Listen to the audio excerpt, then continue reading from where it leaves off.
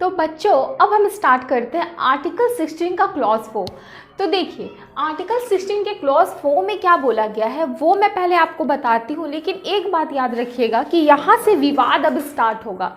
यहाँ से आरक्षण की राजनीति शुरुआत होने वाली है। ऐसे तो उसकी आरक्षण की राजनीति बहुत पहले से शुरुआत हो चुकी है, लेकिन विवाद अब यहाँ से जो शुरू होगा अभी वो आगे तक बढ़ेगा। ठीक है, तो ये जो विवादित मुद्दा है तो इसके बारे में ना आज मैं थोड़ा सा बताऊंगी, लेकिन ये क्लास आगे भी जाएगी। ठीक है, तो बात को समझिए। अनुच्छेद 16 के क्लॉज 4 में बोला गया है कि राज्य के द्वारा, राज्य के अंतर्गत, समझिए बात को, राज्य के द्वारा मतलब भारतीय सरकार राज्य के अंतर्गत नियुक्ति एवं रोजगार में नागरिकों के किन्हीं पिछड़े वर्गों को आरक्षण दिया जाएगा यदि सेवाओं में उनका प्रतिनिधित्व अपर्याप्त है।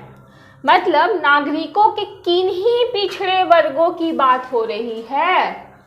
पिछड़े वर्ग, अब देखिए, अब इसको समझने के लिए ना हमें ना थोड़ा सा पीछे जाना ही पड़ेगा, क्योंकि देखिए जो लोग नए भी आ रहे हैं और जो लोग पुराने हैं उनके लिए भी इम्पॉर्टेंट है पीछे जाना थोड़ा सा। तो देखिए बात को समझिए, आर्टिकल 15 के क्लॉज 4 पे थोड़ा आइए और ध्यान दीजिए।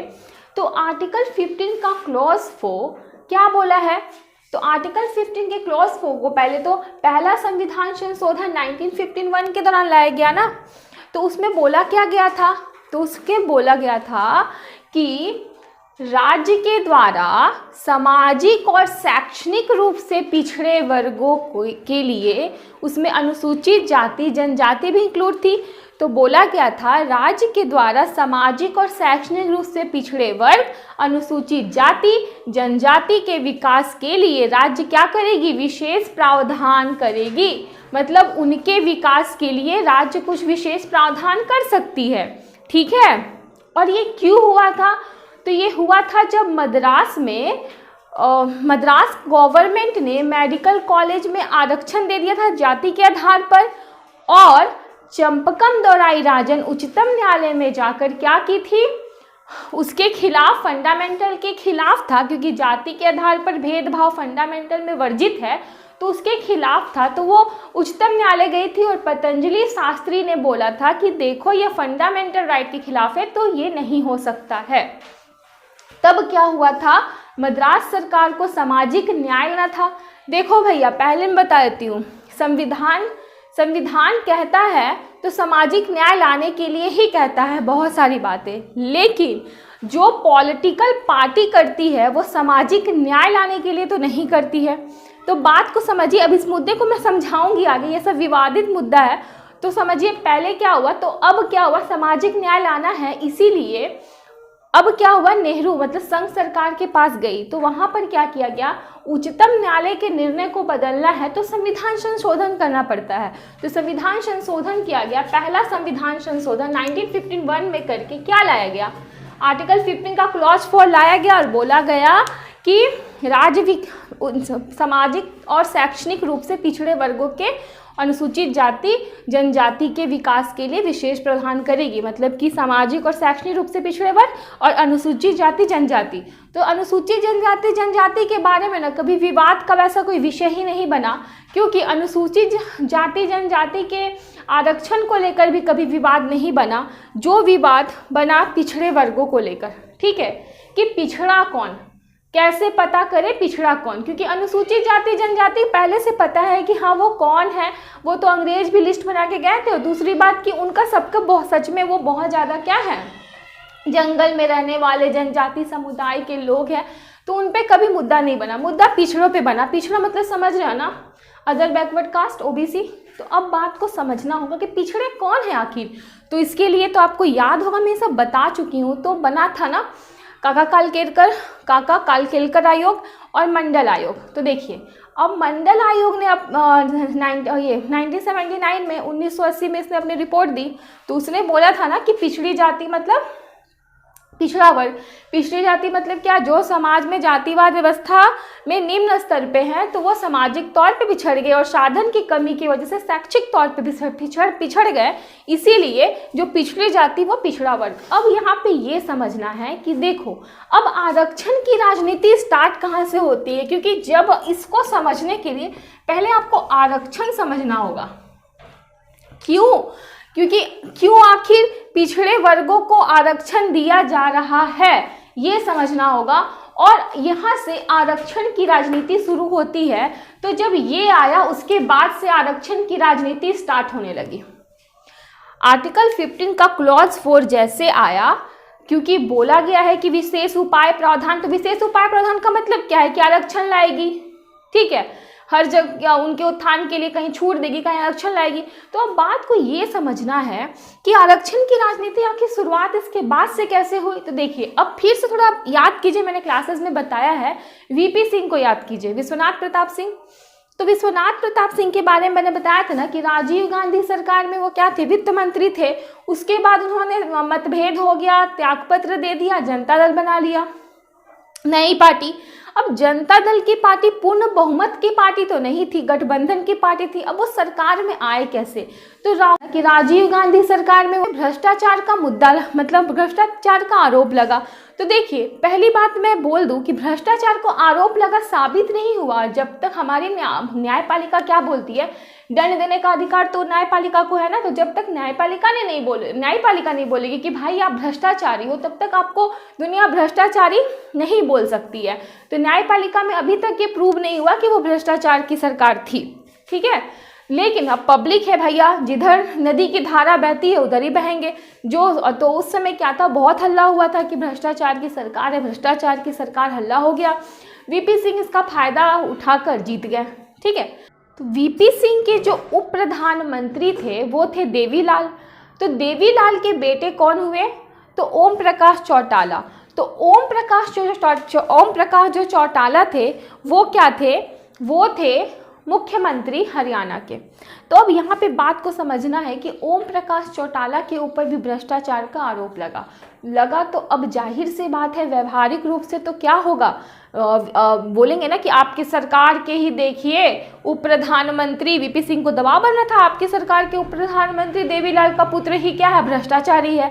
तो अब ये वीपी सिंह के ऊपर जब बनने लगा दबाव, तो वीपी सिंह बोले देवीलाल को, भाई अपने बेटे को बोले मुख्यमंत्री के पद से हट जाए। लेकिन वो जो थे देवीलाल, तो उन्होंने बोला कि देखो तुम दूध के धुले तो हो नहीं, कि तुम इतने भी पवित्र नहीं हो, इतने भी अच्छे इंसान नहीं हो। जब राजीव गांधी का भ्रष्टाचार के आरोप लगा तो वित्त मंत्री तो तुम ही थे उनके सरकार में, तो तुमने तो आधा पैसा खुद घपला किया है। अब मैं रैलियां करूंगा और तुम्हारे बारे में पूरे देश को बताऊंगा। अब वीपी सिंह को लगा कि ले भैया हमारा सत्ता तो अब जाएगा, तो सत्ता बचाना होगा ना अपना। तो सत्ता बचाने के लिए क्या किया वीपी सिंह ने, क्योंकि देखिए 1979 में मंडल आयोग गठित हुआ था पिछड़ा वर्ग का पता करने के लिए कि कौन पिछड़ा वर्ग है, और 1980 में अपनी रिपोर्ट दे दी कि पिछड़ी जाति मतलब पिछड़ा वर्ग। लेकिन आप ये चीज भी याद रखिए कि वीपी सिंह जो थे कांग्रेस की सरकार में एक बार मुख्यमंत्री थे यूपी के, तब उन्होंने इस आरक्षण को वहां लागू नहीं किया, नहीं माना, ठीक है। लेकिन 1990 में इन्होंने क्या किया, इसको लागू कर दिया और ये बोला कि संघ की सेवाओं में जो, मान लिया मंडल आयोग की रिपोर्ट को लागू कर दिया, मान लिया पिछड़ी जाति पिछड़े वर्ग, और संघ की सेवाओं में पिछड़ी जाति मतलब पिछड़े वर्ग, अनुसूचित जाति जनजाति हर जगह रहेगी। तो क्या किया, संघ की सेवाओं में आरक्षण दिया। समझ में आ गया यहाँ तक। तो अब क्या है कि देखिए आरक्षण की राजनीति यहाँ से शुरुआत हो गई। तो वहाँ पे आरक्षण दिया उनको संघ की सेवाओं में। अब दूसरी बात हम समझते हैं, अब आरक्षण यहाँ पे तो शुरुआत हो गया। अब आर्टिकल 15 के क्लॉज 5 में 2005 में आया, ये 93वां संविधान संशोधन से जोड़ा गया है। ये 93वां संविधान संशोधन 2005 के द्वारा तो उस समय कौन था? अब देखिए, याद रखिएगा एक और बात कि वीपी सिंह की जो गठबंधन की पार्टी थी ना, उसमें बीजेपी भी शामिल थी उस समय, ठीक है।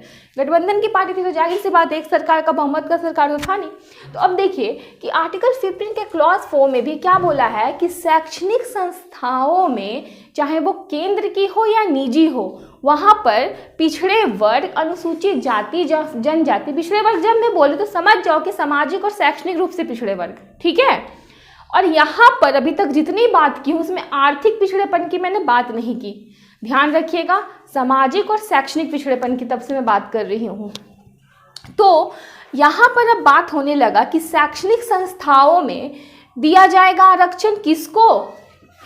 तो सामाजिक और शैक्षणिक रूप से पिछड़े वर्ग, अनुसूचित जाति, जनजाति को। और यहाँ पर एक और बात याद रखना है कि यहाँ पर शैक्षणिक संस्थाओं की बात हो रही है, यहाँ पे अभी नौकरी वगैरह की बात नहीं हो रही है, सेवाओं की बात नहीं हो रही, यहाँ पर शैक्षणिक संस्थाओं की बात हो रही है, ठीक है। तो दिया जाएगा यहाँ पे। तो अब ये समझना है कि ये भी क्यों आया, तो ये भी आरक्षण की राजनीति थी, ये भी राजनीति पिछड़े वर्ग की राजनीति थी। क्यों? क्योंकि पिछड़े वर्गों का समर्थन सबको चाहिए था। तो बात ये है कि 2005 में मनमोहन सिंह की सरकार थी। मनमोहन सिंह ने सोचा भैया गैर कांग्रेसी दल क्या किया है, आरक्षण दिया है, हमको भी तो देना पड़ेगा, हमको भी तो समर्थन चाहिए, हमको भी तो सत्ता में रहना है। तो उन्होंने क्या किया, उन्होंने ये लाया आर्टिकल 15 का क्लॉज 5 93वां संविधान संशोधन 2005 के द्वारा, ठीक है। तो उसके बाद क्या हुआ, अब आर्टिकल 15 का क्लॉज 6 अभी ये हाल फिर 2019 में जुड़ा है, 2019 में 103वां संविधान संशोधन के द्वारा। तो इसमें भी शैक्षणिक संस्थाओं में केंद्र की हो या निजी हो, उसमें पहली बार पिछड़े वर्ग की परिभाषा बदलकर बोला कि पिछड़ा वर्ग मतलब सामाजिक, शैक्षणिक और आर्थिक पिछड़ापन, और आर्थिक पिछड़ापन में ऊंची जातियों के बारे में बात की गई है। तो इसमें भी आरक्षण की ही राजनीति है। इसमें है कि ऊंचे वर्गों को भी खुश कर दिया जाए, क्योंकि देखो पिछड़े वर्ग में को तो खुश कर ही दिया है पहले सरकार ने, अब ऊंची जाति भी खुश हो जाएगी। तो देखिए अभी मैं आरक्षण की राजनीति को बस समझा रही हूँ कि कैसे कैसे राजनीति आगे बढ़ती जा रही है, लेकिन आरक्षण का जो मुद्दा है ना वो ऐसा नहीं है। आरक्षण का मुद्दा बहुत ही विस्तार है, बहुत बड़ा है, और इसे विस्तार पूर्वक मुझे बताना होगा। तो अभी मैं बस एक बेस बना रही हूँ कि देखिए कैसे कैसे कैसे कैसे आगे बढ़ते गया। आर्टिकल 15 का क्लॉज 4, 5 और 6 जुड़ा, जिससे आरक्षण का जहाँ से, क्योंकि यहाँ पे आरक्षण की मुझे बात करनी है, इस आरक्षण को समझाना है, तो पहले आरक्षण स्टार्ट कैसे हुआ पहले उसको बताना मेरे लिए बहुत ज़रूरी था। तो मैंने बताया आर्टिकल 15 का क्लॉज 4, क्लॉज 5 एंड क्लॉज 6 को थोड़ा सा पीछे जाके देखना जरूरी था, जिसमें मैंने बताया कि आरक्षण स्टार्ट कैसे हुआ, किस तरह से आरक्षण की राजनीति स्टार्ट हुई, ठीक है। कल के क्लास में बताऊंगी कि आरक्षण का विरोध होता है तो वो क्यों होता है, किस मुद्दे पे होता है, समर्थन किस मुद्दे पे होता है, आरक्षण की सीमा क्या है, आरक्षण के आधार क्या है, और संविधान में आखिर आरक्षण आया तो आया क्यों, ठीक है। तो आरक्षण का मुद्दा विस्तार है, तो मैं बताऊंगी अब नेक्स्ट क्लास में, क्योंकि फिर ये क्लास काफ़ी लंबा हो जाएगा। और उसके बाद फिर अभी यहाँ एक बात लेकिन याद रखिए आप सब कि यहाँ पर अभी मैंने नौकरी की बात नहीं की है।